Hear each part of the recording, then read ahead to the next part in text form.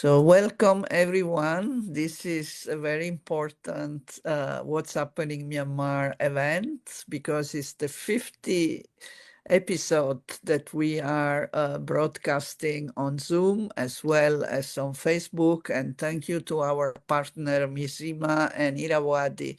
It's also being broadcast on their Facebook groups. You can try now.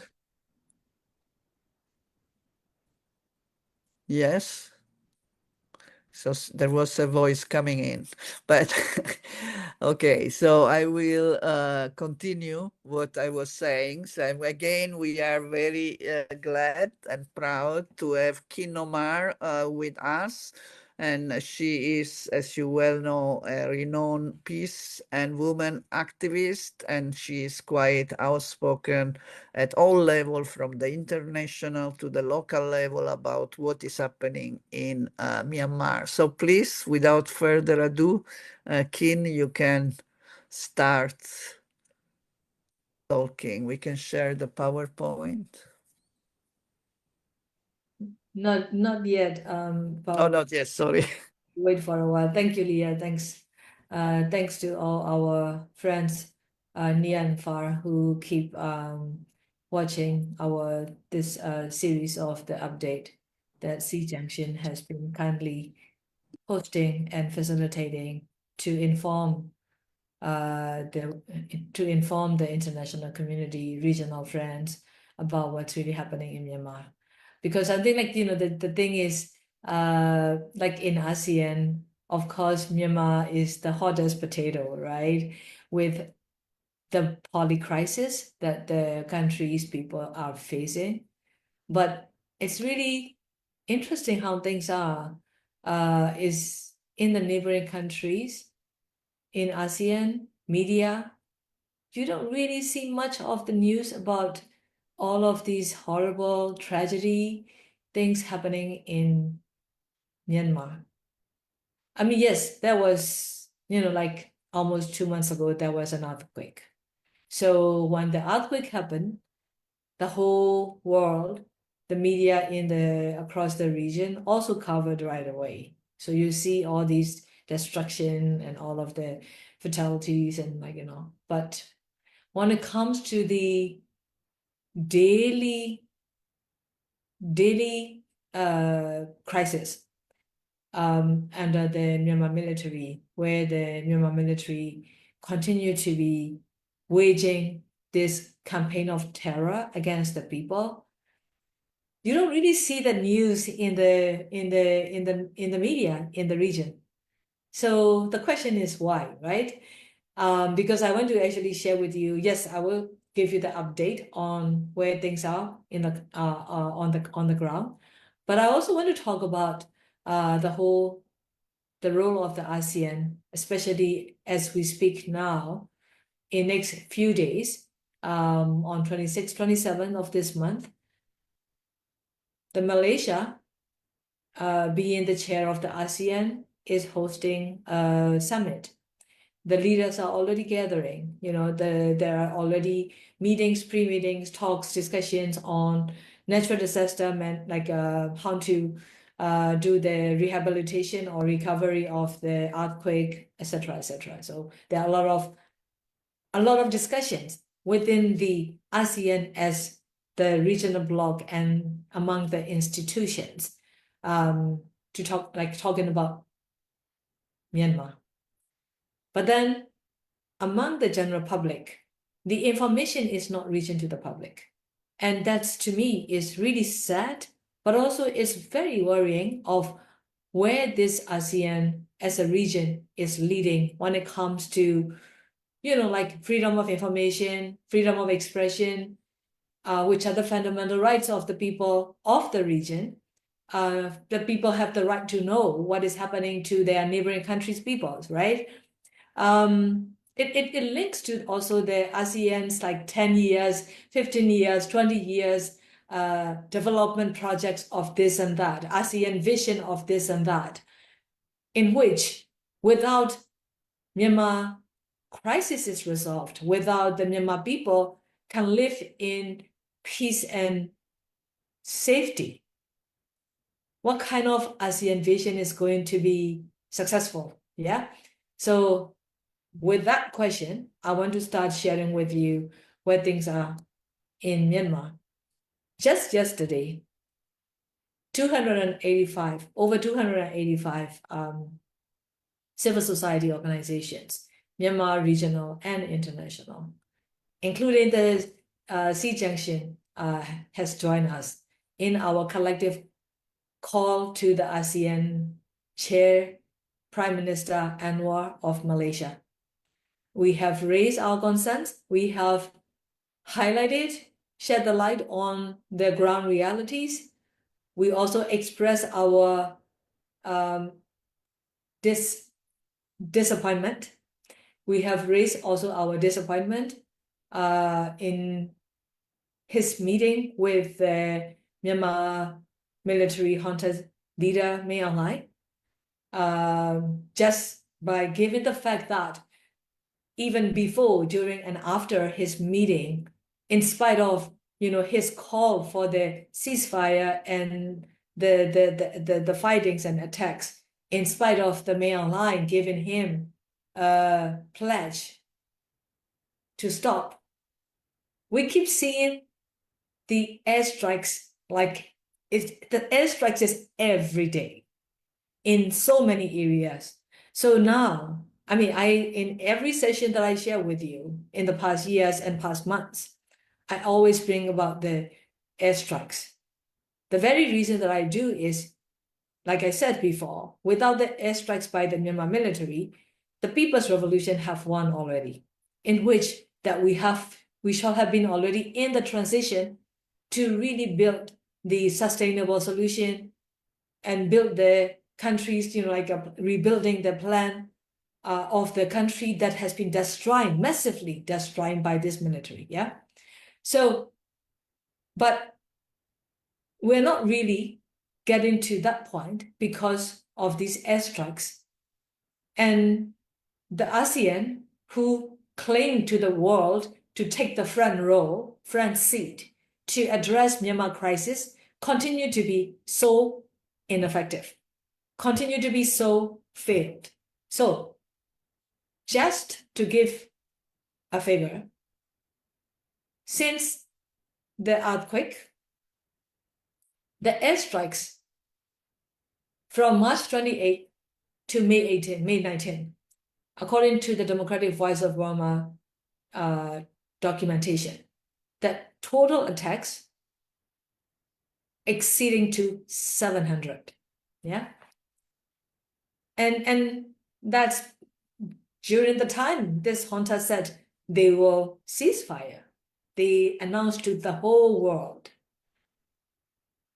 But there are over 700 attacks. And that killed more than 500 people, injuring over 1,000, including children, very young children also. I actually want to share with you some photos that might be very disturbing for you, but I really want to show it because it's not fair. The world is showing the earthquake, but not showing of how this military is intentionally and deliberately targeting civilians and particularly children. I think it's important the world really see it. And I hope that you will bear with me by sharing this PowerPoint with you of a few photos that I want to share.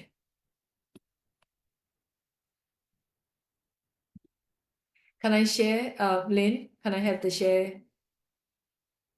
Yeah, you can share. I don't see it though here. I don't see the command for the sharing. How did you find before the event started? Before there was saying that there is there is a command to share, but this time now I don't see it now. Oh, really? Yeah.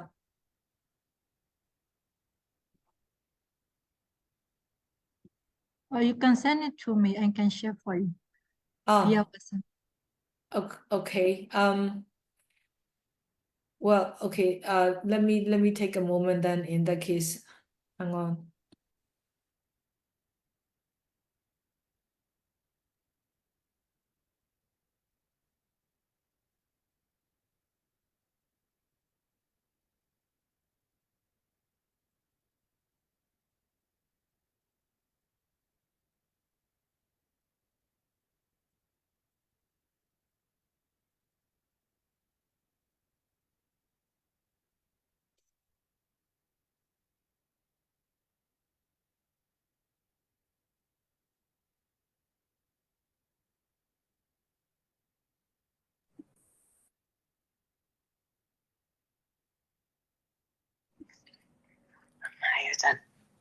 I cannot. Oh.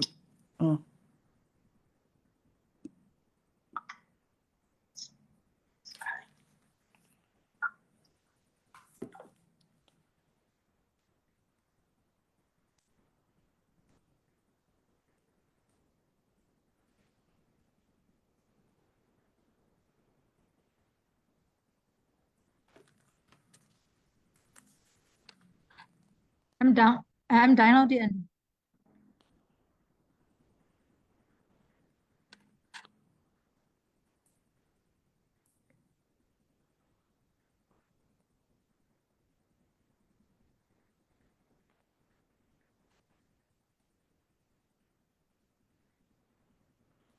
So we have few minutes because there are some technical difficulties. Sorry about that.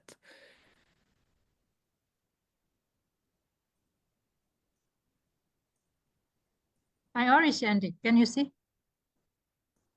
Yes, I can see, but I think Khin Ohmar is still mute. Okay. It's not from my end. It's from your Okay. end. I was not. Yeah. On I my think side. there was some problem with blocking, but we are glad you can talk again. Please go ahead. Sure. Yeah. So if you could just like maybe make it full, Lynn, if you could just make the full start from the beginning. Can you make it? Okay, thank you. Yeah, I just want to show you some of the photos. So this is actually it's just a week ago, right? About 10 days ago. So the Honda actually hit the airstrikes hit the school in Sakai region and killed 22 children, very young ones, and 2 teachers, and injured 102 others. It's like this is another major, like a serious heart the airstrikes that led to the largest fatality, yeah. But also children. I mean, there was a one 2 years ago called Basiji School. And in that Basiji School time, the young children were actually playing on the ground in the daylight, right? During the school time. And the jet fighter actually bombs, yeah? Can you go to the next one? And this is the same school. And you can see the parents is just like unbelievable for them with this most heartbreaking moment, right, of their children. Can you go to the next? The same. I just want to show you those photos so that you really see where the things are really in Myanmar that is not covered by the media enough to show, not like Gaza or not like Ukraine. And this is like, that's why we're saying that Myanmar is like forgotten. I mean, even our neighboring countries are not covering this situation. Yeah. Can you go to the next, please? Yes. Can you go to the next, please?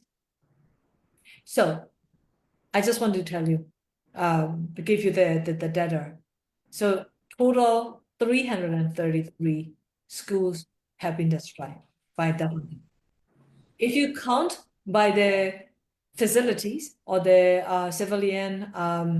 civilian buildings, over 110,000, over 110,000 have been destroyed by this military. And among those, 333 are actually schools. Can you go to the next, please? So this is what I told you about how many attacks been. I mean, like, even like when I tell you about this, the number of 699 up to May 19, that is the attacks by the counts by the attacks. It's not even counting the bombings, the bombs. I mean, like, how many bombs has been dropped every day into different areas? If you count the bombs, it's even worse. It's even much higher, of course. Could you go to the next, please? Can you go to the next one? I'm going. Oh, sorry.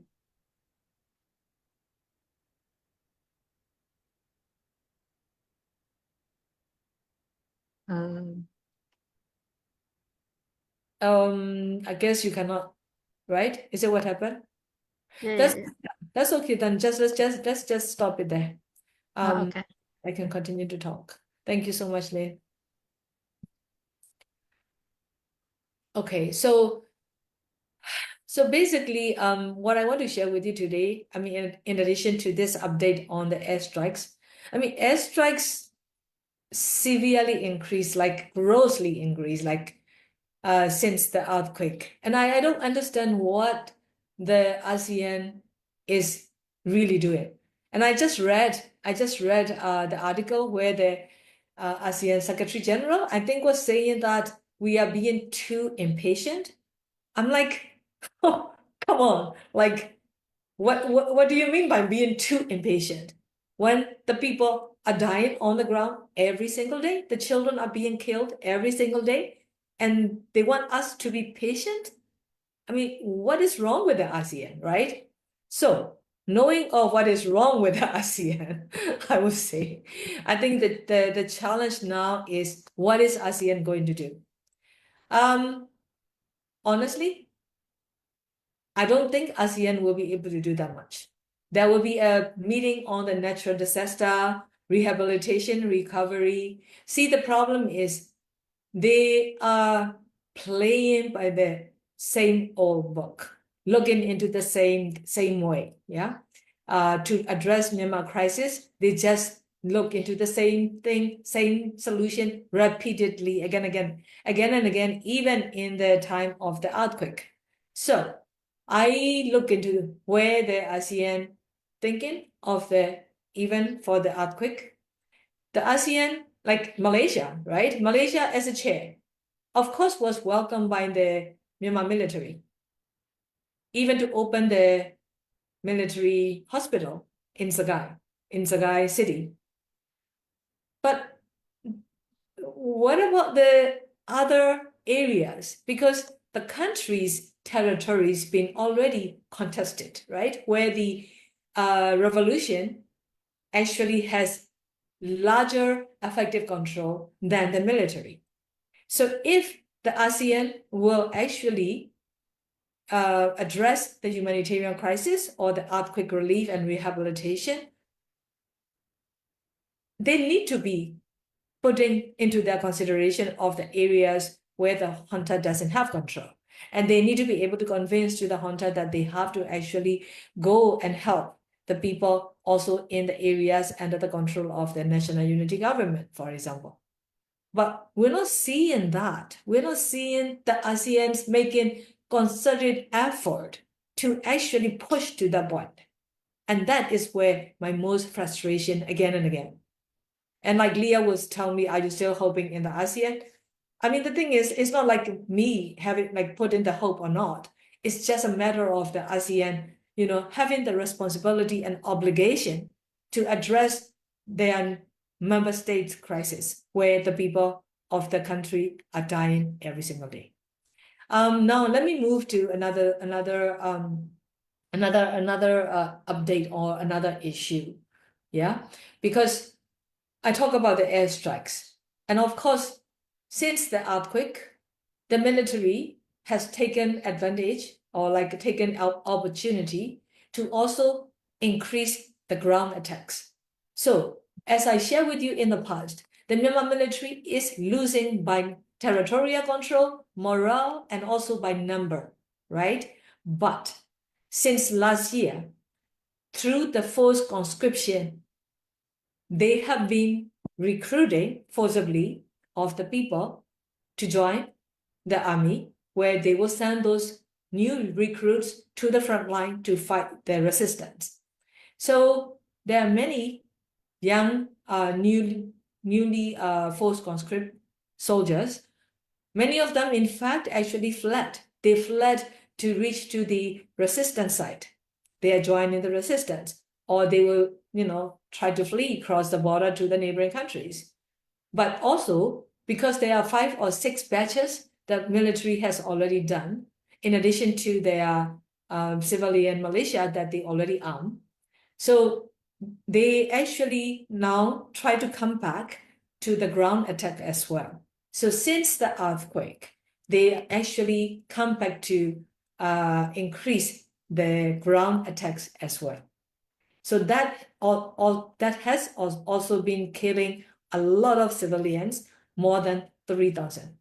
So it's very what I want to say is, like, in the time of the earthquake with the natural disaster, which ASEAN or the international community would like to look into as an opportunity to address the crisis for the people, to resolve the problems in Myanmar, when they were hoping for that. But the reality on the ground is the Myanmar military is weaponizing this earthquake time and the international aid to advance their military warfare or the terror campaign against the people. So what do we do about that, right? So this is one thing that I want to share with you. Many children are being killed. I mean, like the local markets or the schools, you know, like in the daylight, and this is not even the rainy season yet, you can see clearly from the sky. But even with the paramotors, which is closer to the ground, right? You see the target very clearly.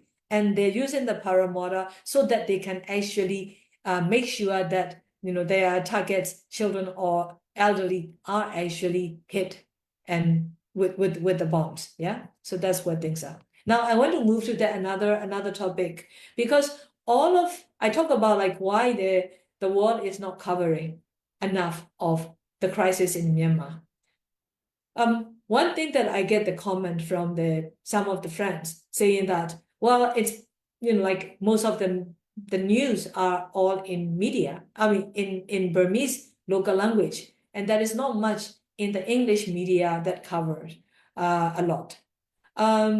To some extent that is very true, because, you know, like the capacity of the independent Myanmar media from different ethnic communities, citizen journalists, their farthest capacity is, of course, in Burmese language. And it comes a lot, right, into the Burmese language, and has been posted. Of course, the Myanmar media, you know, like a very independent, credible, they will verify with the primary source, secondary source, and all of that. But yes, when it comes into the English, transforming into the English language, then there are some limitations, including because of the resources. But guess what? I mean, look at what Washington, D.C. did, right? This U.S. new administration stopped the Voice of America, Radio Free Asia, which are the two resourceful media outlets who are able to produce the ground information and reports from the ground into the English version. And now VOA and RFA being stopped by the new administration in United States has already even made it far worse in terms of this media reporting. So on May 3rd, the whole world celebrated the World Press Freedom Day, right?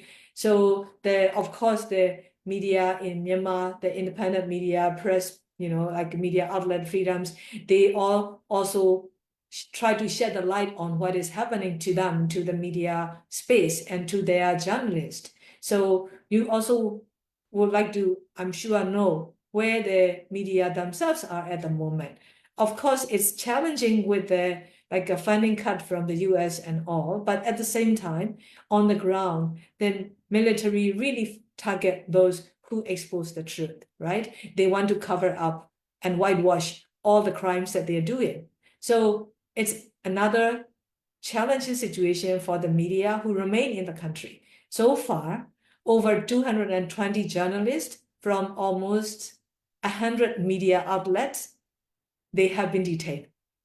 175 have been charged with the crime under 9 different separate laws, including like false news, you see? So the military is weaponizing the laws to also suppress the media freedom in the country, and that also hinder the severity gratitude of the severe gratitude of the ground reality of the crisis to reach to the international community as well.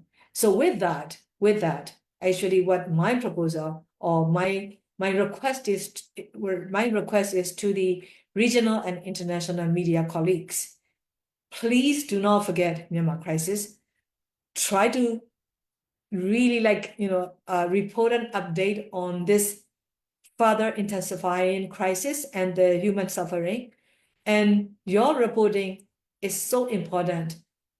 The more you're accurate with this, the reality of our people's lives on the ground, that is reaching to the world leaders and the policymakers who are so far away from Myanmar to understand of what's happening, while their embassies, diplomats in Myanmar are not really going out to the field to gather information. Yeah, because I mean, I don't know, you remember last time I said my proposal is for those diplomats who are based in Yangon not to just sit in the office and the embassies, but just go out and hear directly from the people and get the stories out. And I think that's something I would like to call on the media as well. I understand it's difficult to get into the country.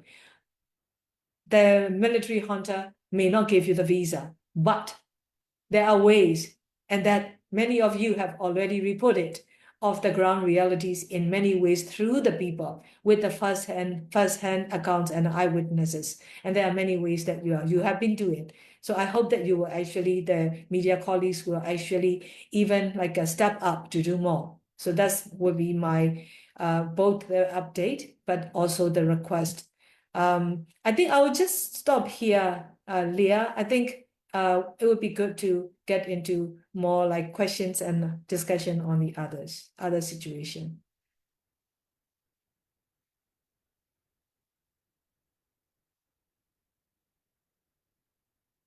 Hello?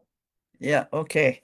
I think we have a tendency to block today in our administrator, but please, we, the host, should be free to talk. Okay, so I am going there. We have one question from Facebook, which I think, again, is a good question related to ASEAN.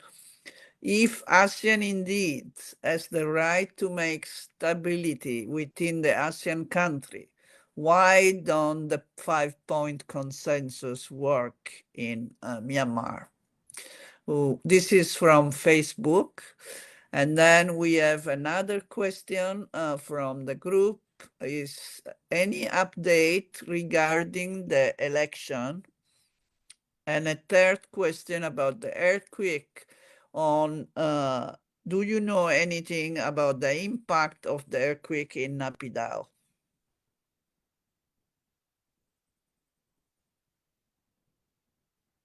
I think for now, these three first questions. No? Again? What is wrong?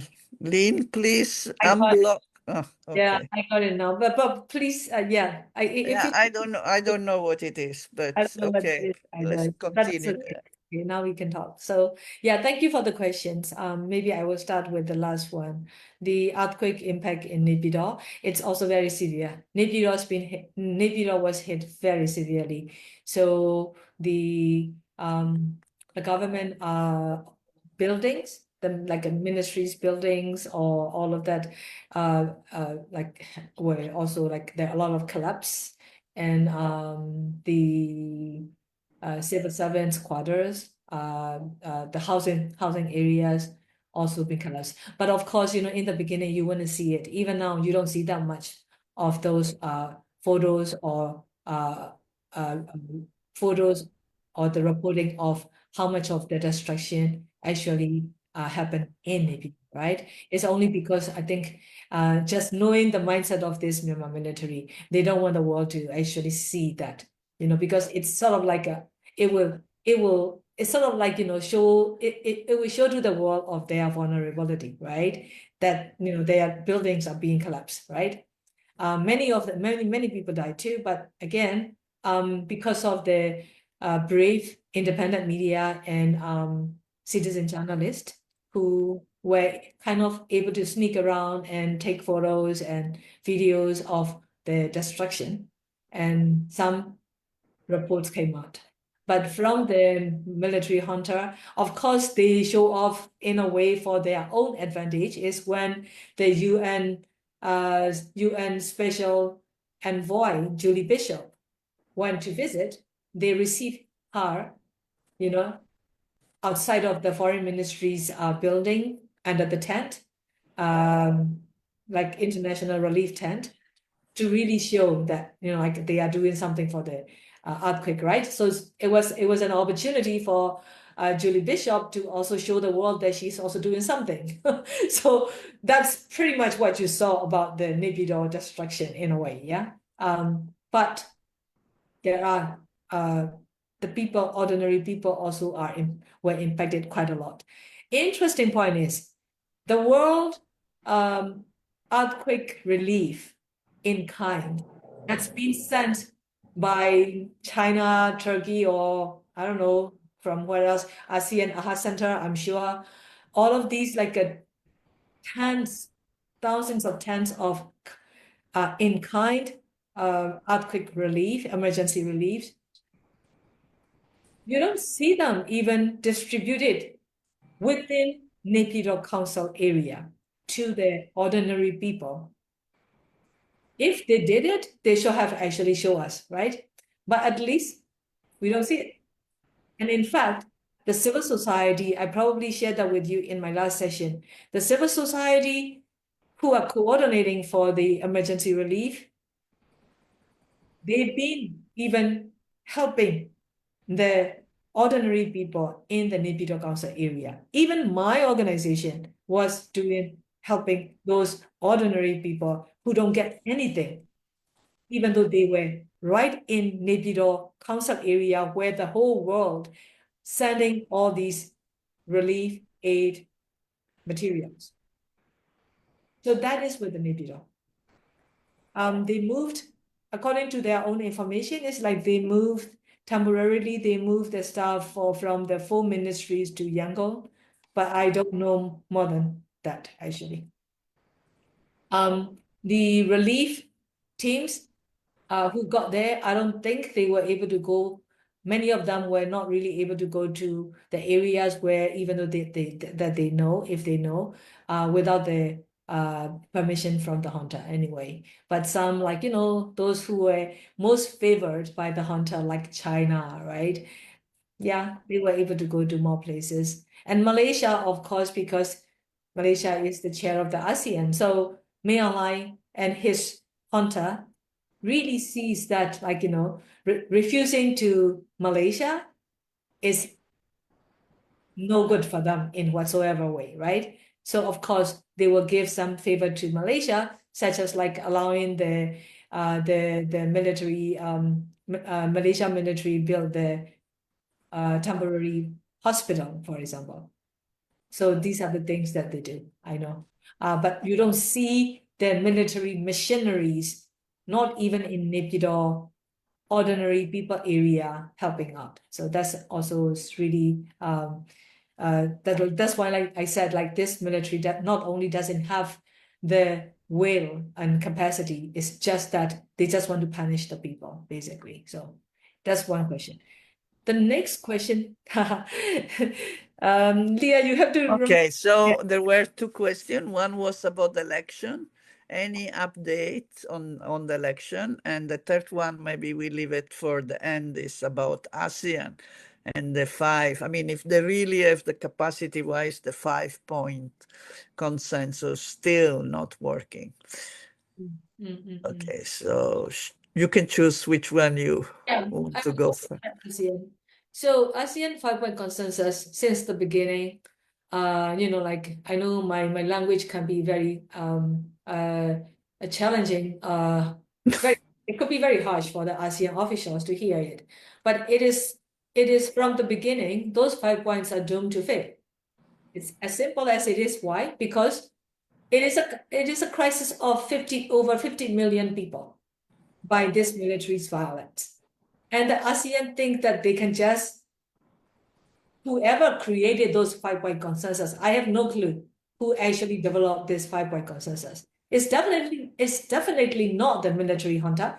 It's definitely not the legitimate representatives of the Myanmar people, nor the NUG, nor the EROs.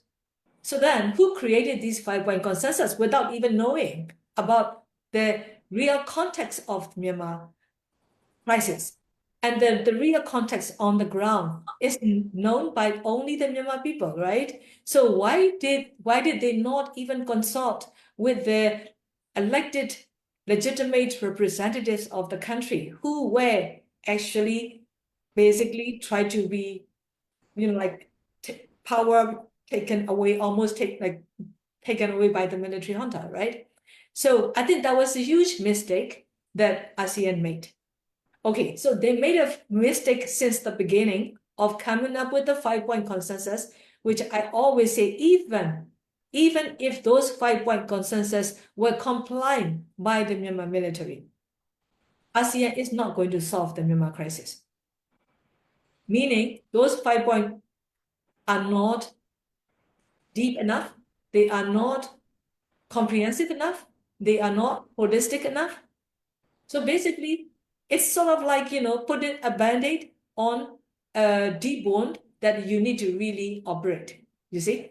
So with that, as the civil society, what we've been telling the ASEAN is, hey, look, yes, there are 5-point consensus, ASEAN centrality. We understand the diplomacy. We understand that ASEAN don't want to lose their face to the world. We understand that ASEAN definitely has the role to play to solve the crisis of their member state. We're not objecting any of that. We're not objecting of their facilitation. But what we are actually saying is your 5-point consensus after 4 years has already proved there were no progress whatsoever. It cannot be effective, right? And the military completely disregarded. I mean, unfortunately and sadly for them, it's a losing of their face too, right? They brought May Online all the way to Jakarta and then having that meeting, and then basically May Online went back and they announced their own military's 5-point roadmap, totally disregarding the ASEAN 5-point consensus or the 5-point roadmap, right? So with that, what we've been proposing is, even though if they don't want to discard the 5-point consensus, knowingly that failed, at least let's review it. Let's have an open, frank review with the legitimate stakeholders of Myanmar, NUG, EROs, civil society. Let's review it and then see how we can even bypass those 5-point consensus without putting them into the trash. Just bypass, to be practical with how we can actually address it in the practical, effective way, such as, for example, the humanitarian aid. AHA Center cannot deliver humanitarian aid to the needy people who are war affected or who've been bombed by the military. But the ASEAN AHA Center can actually send the aid to those most vulnerable population if Thailand, as a member of the ASEAN and a member of the AHA Center, will actually agree and work together with the local stakeholders from Myanmar to pass this humanitarian aid to the people. There are ways if there is a will, right? So now we don't see the political will in the ASEAN, and that is the very reason they continue to fail, unfortunately. And are we going to see that fail again in this year, led by Malaysia? Well, my straightforward answer will be, if they don't change the course, if they don't change this discourse, if they don't actually formally and officially work together with the legitimate stakeholders of the Myanmar, there is a zero chance of the 5-point consensus being successful in any way. But what they can probably claim, like what Indonesia did, is at the end of the year, Malaysia can claim that during the year, we have held 200 plus meetings, engagement with the Myanmar stakeholders. That's it. So I don't know if that's what they want. with regards to the Yes. election, I will be Yeah. very, very quick. The Yeah. election is The election. yeah, it's interesting. The Myanmar military still announced that they will hold the election even after a few days of the earthquake. So that gave us that really rings the bell and give a very red flag here.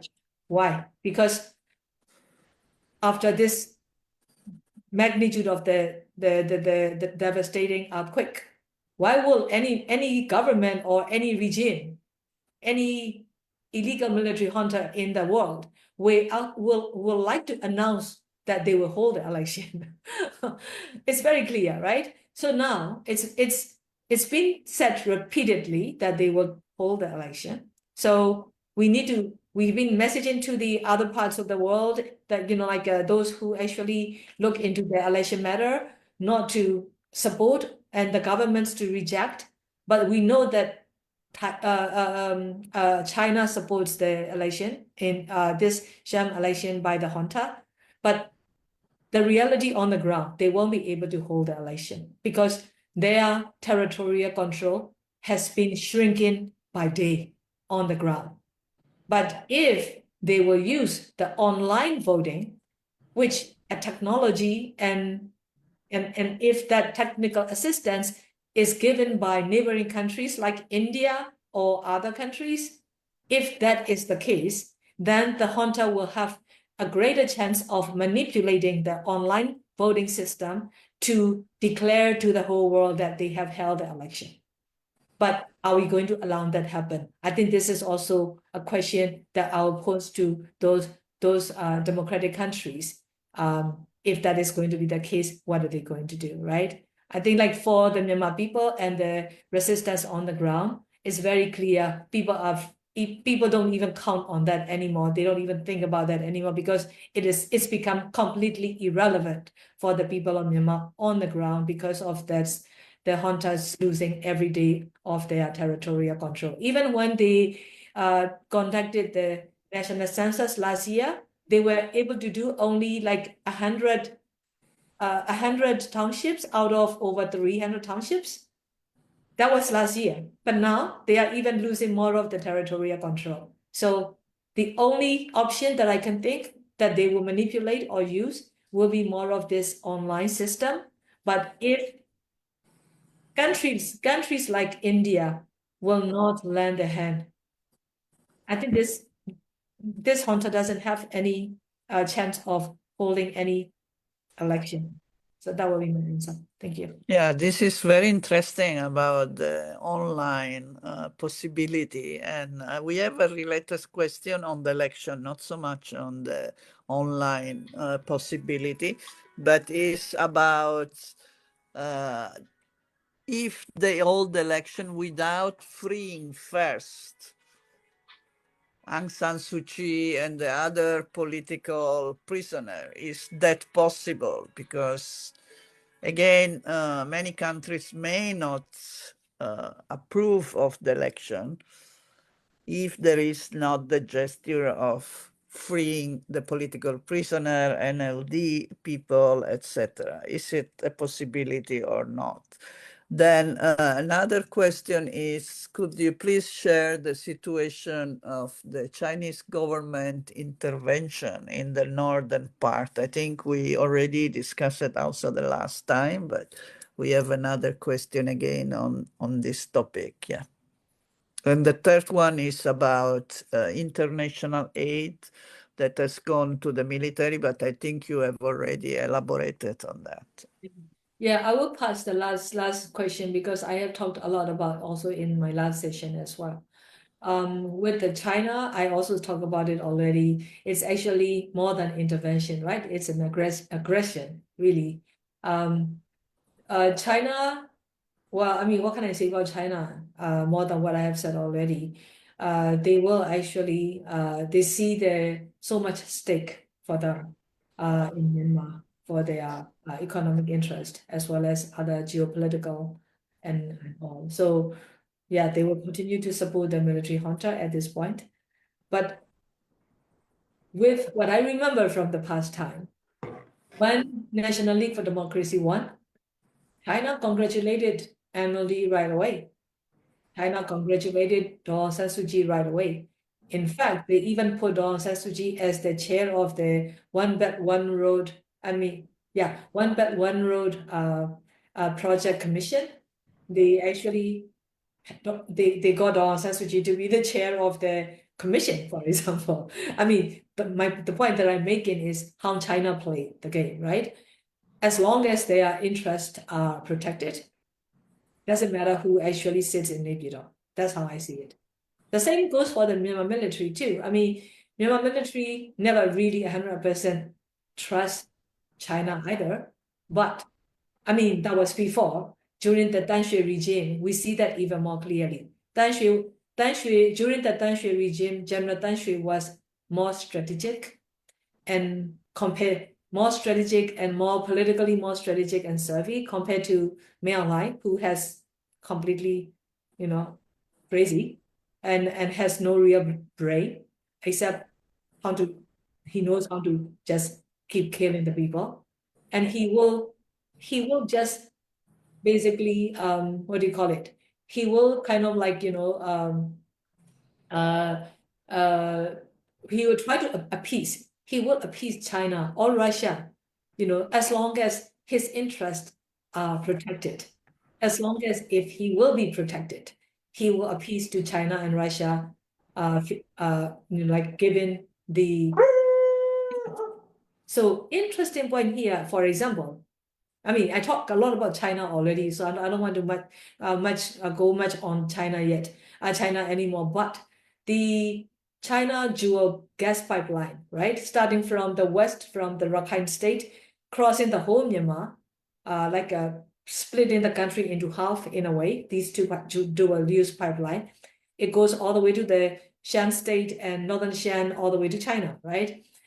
So this is a huge investment, or the huge in like a business interest for China. There are many other big projects, the natural resource extraction that they have. So they will always see, like, they will see who they think could win, or who will actually give them more easy access to exploit those natural resources. So compared to the democratically elected government, of course, the military, forever also in the past, the military is the one who will give China the easy access to all of our natural resources. So that is where China. But now I want to talk about something which is also important. It's Russia, right? So the Myanmar military junta has been kind of making the deal with Russia to build the nuclear power plant in Tanindai at the deep sea port, for example. Of course, they will say safe, right? Like a nuclear power plant to be safe and healthy environment or whatever. Sorry, I don't remember the exact word. But it is Burma, it is Myanmar we are talking about. What is the safety in this particular country? There is no infrastructure, no institution, no rule of law, no many others, where this like nuclear power plant, like Thailand actually took the pause. Thailand didn't proceed with the nuclear power plant, not like in Vietnam, because they are concerned about the safety. Well, guess what?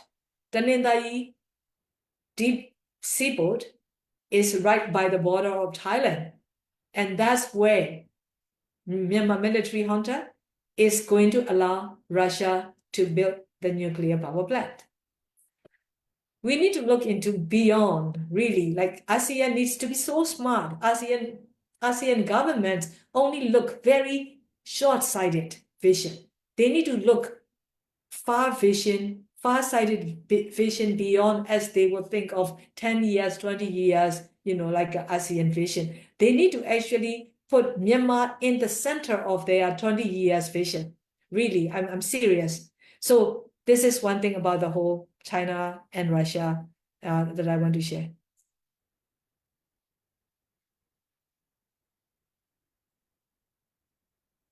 Oh, you are on mute also again. Let's try.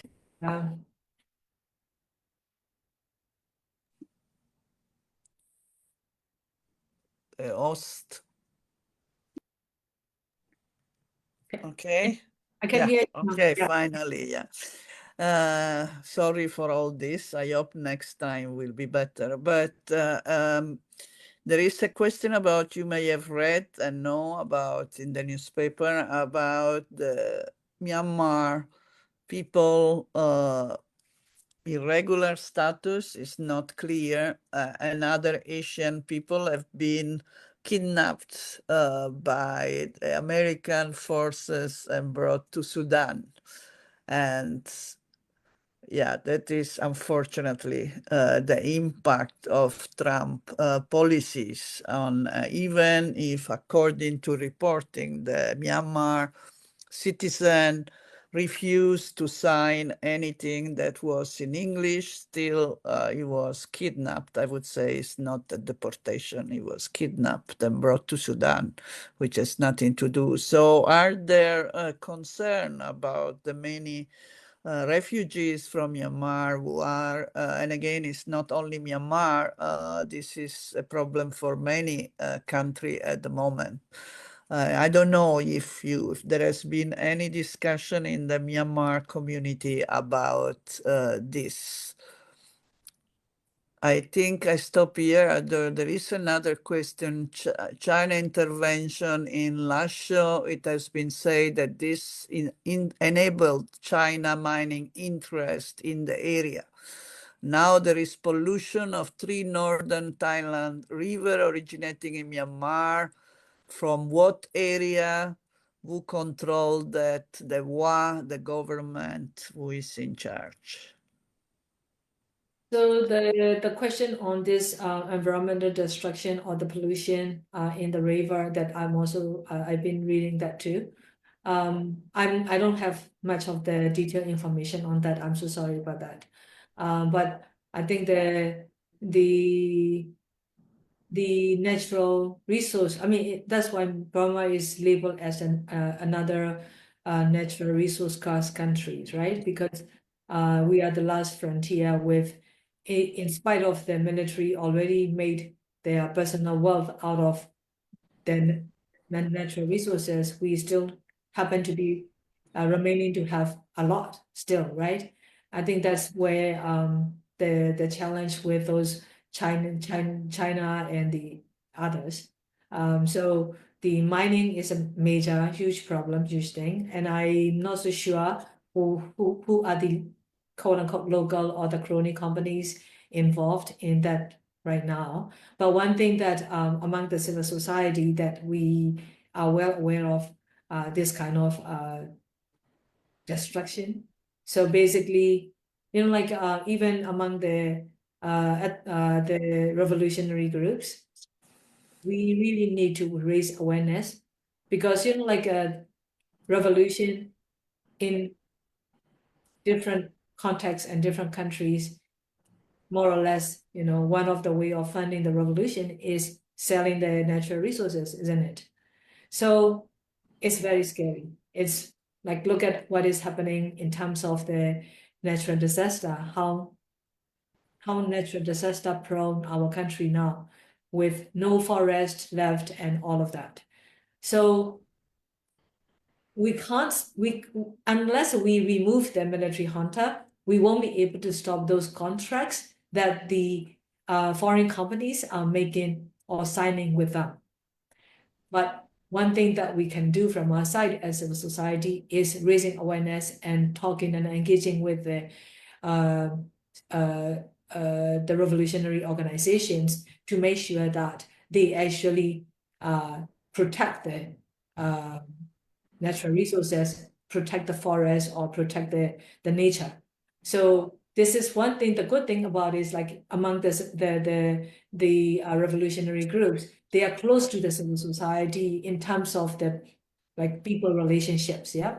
So as civil society, there are many things that we can do, including like raising awareness, including like demining, things like that. We can always do that. So that's one thing. But just to wrap up on this question, in response to this question, I don't have the details of which companies are involved in that. So I'm sorry about that. I forgot the next question now. Well, I also seem to have. Oh, yeah, it was about the Myanmar citizen and other Yes. Asian citizen that were kidnapped to Sudan. Yeah. I read the story. I follow the situation, and my other Myanmar colleagues living over there, in US, with the vulnerable status, of course, are very concerned, very worried. How much of the discussion for the solution is challenging because people, when like sometimes when people feel so vulnerable, they don't really want to talk about it. Yeah, I think that's where also because it comes at also as a major shock to them, right? Because they fled their homeland because of the military's violence, with the hope that now they have now with the belief, not even the hope, right? This is United States, right? So with the belief that now they are legally protected, but now it's become completely contradictory. So the vulnerability is high, and what's going to happen? How? As far as I know, that there are like good civil liberty American lawyers are also following on the cases like that, but I just don't know to what extent as the community can really address this. But of course, I there are so many people who voted for Trump, right? So those, especially those who voted for Trump, now can see the very impact on their human life and human security, including their loved ones and their communities, right? So I guess being the citizens, with their voting rights, which they have given to their votes given to this new president, I hope that they will raise their voice for the other fellow Myanmar people who are so vulnerable now. Imagine of the political activists who are there now are actually deported back to Myanmar, for example. Of course, that is absolute red zone, right? But then like also sent into Sudan. What is that, right? So I think it's just I hope that the people of the United States themselves, who actually are the owner of the Constitution, right? Are the also they also are showing their solidarity with the vulnerable people and trying to do something. I hope that they will achieve. But again, we know who the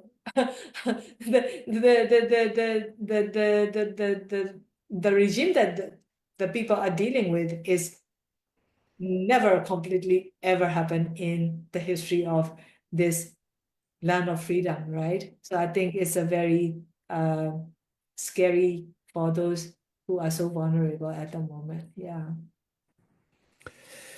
Yes, indeed, this not only is a global issue at the moment, and the world is.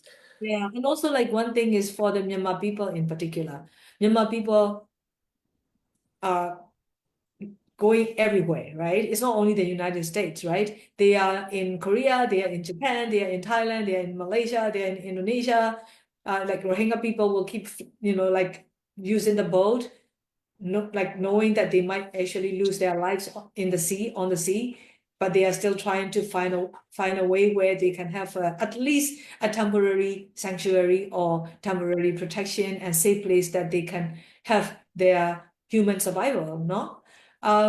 But now you see that even Thailand, like just a few weeks ago, deported like 200 Myanmar people from Ranao, and that goes straight into the hands of the military. Of course, the military is happy, right? I mean, the military hunters administration, right? They'll be very happy because they are sent to take the military training, sent to the front line, and then fight the resistance. But then these people don't want to fight their own people, their own brothers and sisters who are fighting against the military that they also don't like.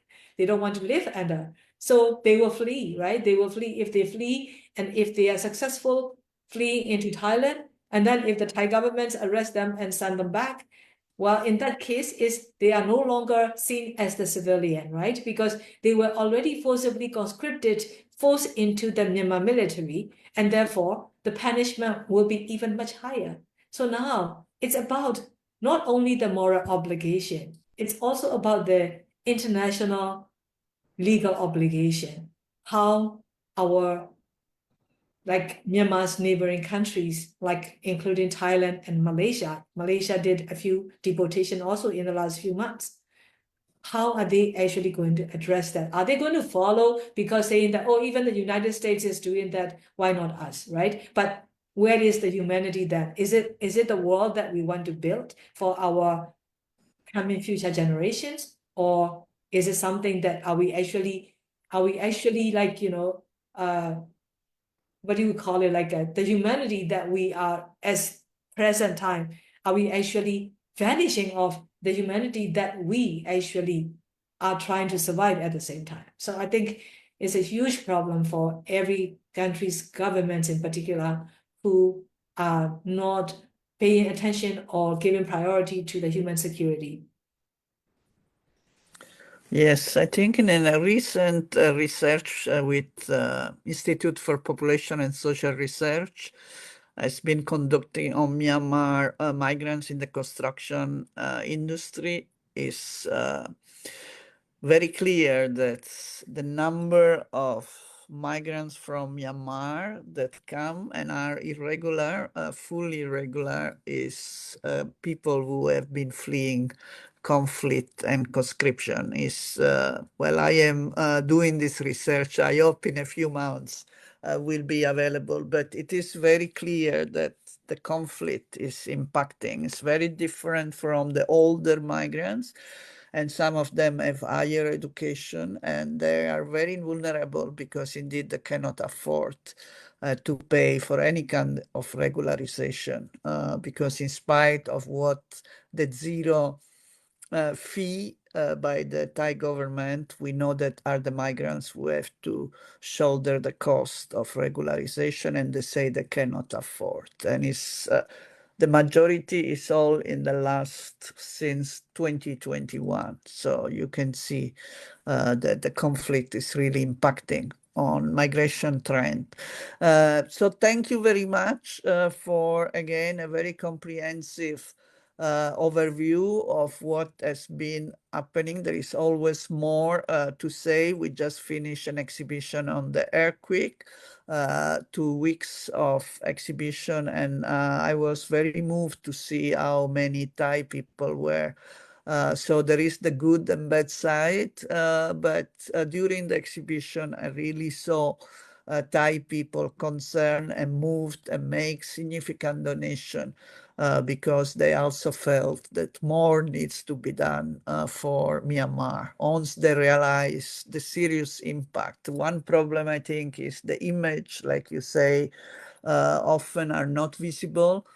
So for many people, this was the first time that they saw the impact of the earthquake very clear. What is happening in Mandalay was only two areas, Mandalay and Sagaing, and two photographs of Naypyidaw. So the majority was, but still they never imagined that it was so serious. So, and that really moved them. So to show what is happening is indeed extremely important. And I second the call for media and other people from within Myanmar as well as outside to do as much as possible with all kind. Yes. I want to add that point also, because I have seen more solidarity from the Thai people, Thai public, who actually now started to ask more about what's happening in Myanmar. Even like when they are told about bombing, they don't believe it because like even just as a neighboring countries, they've never heard of it, right? They never seen in their media covering that, so they are quite shocked of what is happening to the Myanmar people, and that comes with the earthquake, the images of the earthquake that already also like reached to them all the way to Bangkok, right? So it's like I said, like the Myanmar and Thailand these two countries' fate are tied together. And everything happened in Myanmar. If it is good, it would be better for Thailand. If it is worse, it's going to impact Thailand also in many ways. If there is a smoke, there is a pollution was on Thailand side. If there are smoke in Myanmar side, air pollution got worse on Thailand side. If there is an earthquake, that's the same thing. So the impact come to Thailand side.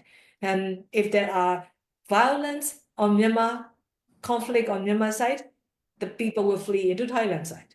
Even like if you build a wall, like China has done, I can guarantee that people will find their own way to actually find a way to really find a way to for their own survival as a human basic instinct, right? So that's why it's so important that we also really reach out to the Thai public and really have Thai people understanding and sympathy, which we have seen increase a lot since the earthquake. And elected MPs like like a Kanivi, for example, like Kon Kanivi is amazing, right? He is really educating the Thai public to also understand the suffering of the Myanmar people are going through. So I think it's something that we also have, in spite of the darkness and the despair, there are also hopes because we are finding more people, more friends who understand, and friends that who will expand the network to really try to lend solidarity to the Myanmar people. So I hope that. Yeah, we can finish with this, but I want to show briefly a poster of another program of SEAJunction. Lynn, can you put it back? It's a small grant program which we have done every year since 5 years in collaboration with the CMB Foundation. And normally it's about building resilience first with COVID, then with multiple crises in Southeast Asia. But now we are going to focus this year call only for organization and group that are in the earthquake-struck Myanmar areas. And again, it's not only about the earthquake, it's about the multiple crises, as we say, multiple crises. So it can be all kind of political, environmental, and other crises, but in the area where the earthquake has struck. And there are 4 main areas. So one is media and advocacy, another one is documentation as research, another one is community initiatives, and the 4th one is recovery. It's not for immediate relief because this kind of program take time. I mean, take time by the time we receive the proposal, and by the time we select the proposal, it takes time. So I stress here, it's not for immediate relief, but we know that earthquake of such a large size will have implication for very long time. So this is more for recovery in a broad sense, including recovering from bombing, recovering from the earthquake, recovering from all kind of things, and protection, and also, of course, advocacy and research documentation is also very important. So it's not only activity on the ground. The grants are small, so can be combined with other funding, can match existing funding, and or can be for a small scale activity, but still significant. And unfortunately, we don't have too much funding, so will be for about 30 organizations. Although I know like last year we received like 600 proposal of good quality. So it's not only the quality of the proposal, but unfortunately we have to make choices. But still we hope to be able to provide some funding that is useful. I think with this, I thank you, Khin Ohmar, again. for her always inspiring, and there is always something to learn. I learn about the online possibility of online election, as well as what is happening in Thailand, the reporting of people and other news. So there is always something useful to learn, some detail that escape the attention. And so thank you very much. And also about the nuclear, the danger of the nuclear building a nuclear plant in Daiwei near the Thai border. So thank you again for all this information and your commitment to the cause. And we thank also, of course, the Irawadi and Mizima for cross-posting on their Facebook this update. It helps a lot to enhance the reach. We don't have the same reach that they have. So we are extremely grateful to partner with them. And of course, thank to Lynn, although today she tried to block us more than, more than one. So, but hopefully better next time. So thank you again, and bye-bye. Thank you. Bye-bye. Bye-bye.